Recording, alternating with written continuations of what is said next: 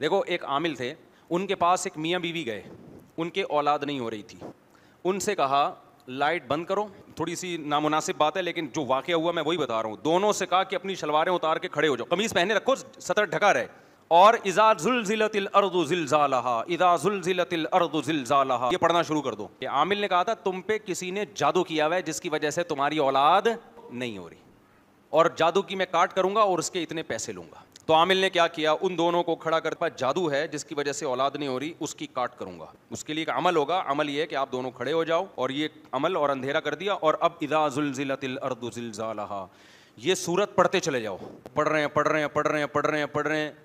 اچانک ایک مٹکا آیا, دھڑام سے گرائے, اوپر سے آ کے ٹوٹا, اس میں میاں بیوی کے پتلے اور ان کے اندر سوئیاں. اس نے کہا آنکھیں کھولو, دیکھا کہ بھئی ہمارے پتلوں میں سوئیاں لگی ہوئی ہیں. اس نے وہ سوئیاں نکالی اور کہا جادو کی کاٹ ہو گئی, اب آپ تشریف لے جا سکتے. وہ خوش ہو گئے, بھائی جادو ہمارا وہی سامنے دکھایا. اس عامل کو بلا لیا ہمارے استاذ نے, بھائی تو نے کیا ڈرامہ کیا ذرا بتا یار. اس نے کہا اصل میں دماغ ان کی کھوپڑی کیا کرتے ہیں ہم لوگ, گھماتے ہیں.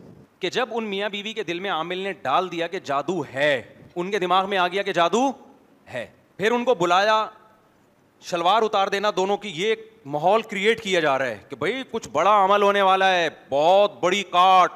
یہ تو شکر ہے سطر ڈھکا ہوا تھا ان کا. ان کو کہا اذا زلزلت الارض زلزالها, حالانکہ اس صورت کا جادو سے کوئی تعلق نہیں. اب اس میں زلزلہ کی وہ ہے نا, زلزل, تو اس سے اور لگا بیٹا اب تو کچھ یقیناً ہونے والا ہے.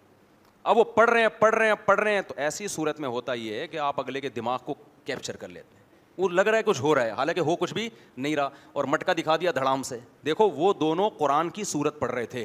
میں اکثر یہ باتیں کرتا ہوں کہ جادو قرآن کے ذریعے بھی ہوتا ہے. لوگ فوراً کہتے ہیں کہ لا لا لا حول ولا قوت, مفتی صاحب نے تو کلمہ کفر کہہ دیا, قرآن تو جادو کا علاج ہے, اور مفتی صاحب کہہ رہے ہیں جادو کس سے ہو رہا ہے, قرآن سے. بھائی قرآن آپ جب غلط نیت سے پڑھتے ہو تو آپ کے دماغ میں شیاطین وہ تصورات ڈال دیتے ہیں. اصل میں تو قرآن شفا ہے, لیکن آپ کا انداز کیا ہے, آپ غلط نیت سے پڑھ رہے ہو اس کو. تو اب ان کو جب پڑھوایا نا بار بار, تو ان کے دماغ میں یہ تصور آنا شروع ہو گیا, اب ہمارا علاج شروع, اب کچھ ہوگا. تو ایسی صورت میں جو دماغ میں ڈالو گے وہ آ جائے گا اس کے. تو اب بتاؤ اذا زلزلت الارض زلزالها پڑھنے سے ان میاں بیوی کا دماغ سیٹ ہوا یا خراب ہوا؟ خراب ہوا نا. جب عملیات سیکھتے ہیں نا یہ لوگ تو کچھ وظیفے پڑھتے ہیں, ان کی نیت یہ ہوتی ہے ہمارے جنات اب ہمارے قابو میں آ رہے ہیں. تو ذکر انسان کی کھوپڑی کو سیٹ کرتا ہے, لیکن عاملوں کی کھوپڑی کو کیا کر دیتا ہے, سیٹ ہوئی بھی اچھی خاصی کھوپڑی کو خراب کر دیتا ہے وہ.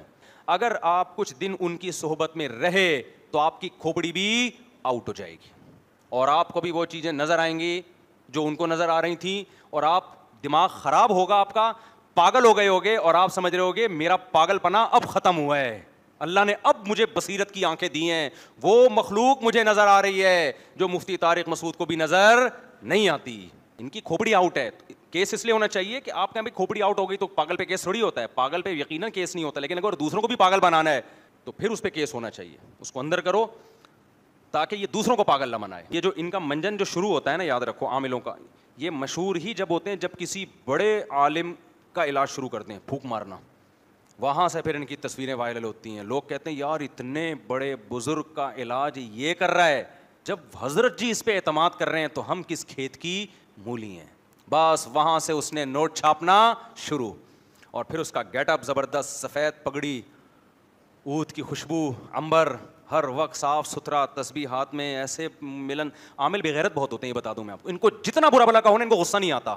ان میں یہ چیز کامن ہے, مجھ سے بھی گلے مل کے خوشی خوشی مل رہے ہوتے ہیں, حالانکہ میں صبح شام ان کو گالیاں دے رہا ہوں. یہ اتنے بغیرت ہوتے ہیں, یہ نا امید نہیں ہوتے. ان کو پتہ ہے اگر ہم نے مخالفت کرنا شروع کر دی تو اس سے ہمارا بزنس میں کچھ نہ کچھ کمی آئے گی. کم از کم مفتی طارق مسعود کے فینس جو ہیں وہ تو ہم سے بدگمان ہو جائیں گے نا.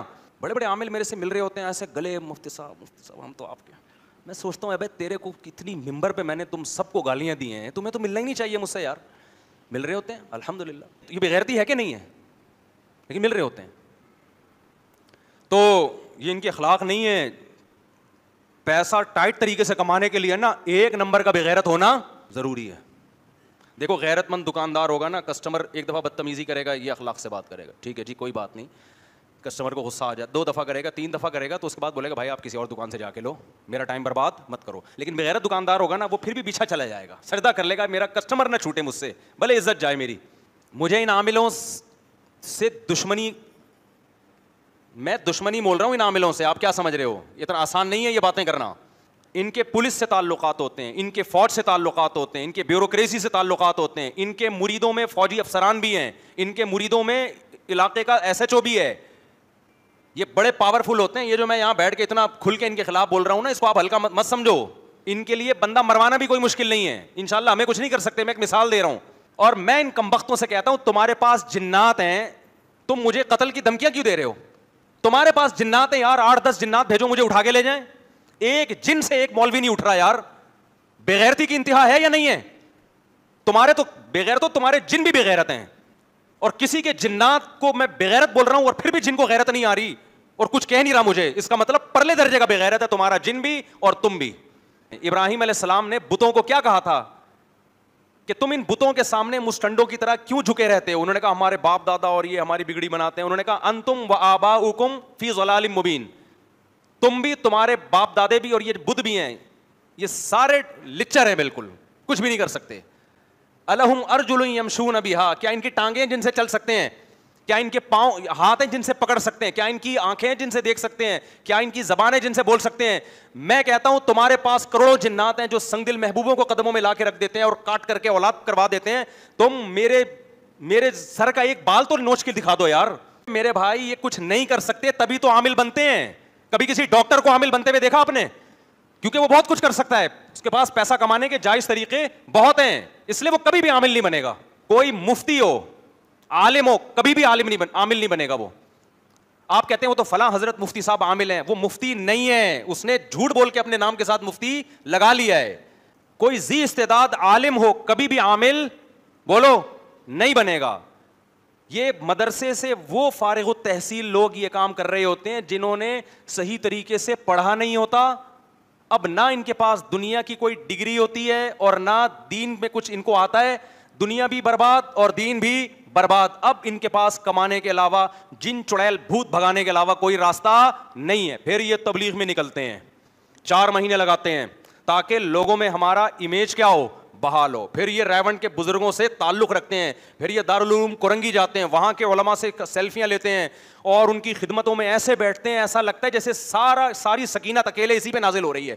پھر علماء ان کو خلافتیں دیتے ہیں ان کے اس ایٹیٹیوڈ سے متاثر ہو کر. یہ سب مارکیٹ میں ہول سیل کے حساب سے ہو رہا ہے, اور اب انہوں نے دبا کے شادیاں کرنا بھی شروع کر دیا. میرے پاس جب کوئی عامل آتا ہے تو اپنی 4 شادیوں کا حوالہ دیتا ہے. پھر میں کہتا ہوں کرتے کیا ہو؟ کہہ رہے میں جن بھگاتا ہوں. برباد کر دیا, 4 عورتوں کی زندگی برباد کر دی. ایک دفعہ کوئی عامل آیا کہ رہی میری 3 شادیاں ہو گئی اور میں چوتھی کے لیے فلاں جگہ پیغام بھیجا ہوا ہے میں نے, اور میں عملیات کرتا ہوں اور آپ سے بڑا متاثر ہوں. جس کے یہاں پیغام بھیجا تھا میں نے کو پیغام بھیجا, میں نے کہا رشتہ نہیں ہونے دینا اس کا, یہاں بتا رہا ہوں یہ 2 نمبر آدمی ہے اور برباد کرے گا زندگی. توڑوا دی. الحمدللہ. خدا کے لیے نارمل لائف پہ آ جاؤ یار, خدا کے لیے زندگی سکون والی ہو جائے گی. نارمل لائف کسے کہتے ہیں؟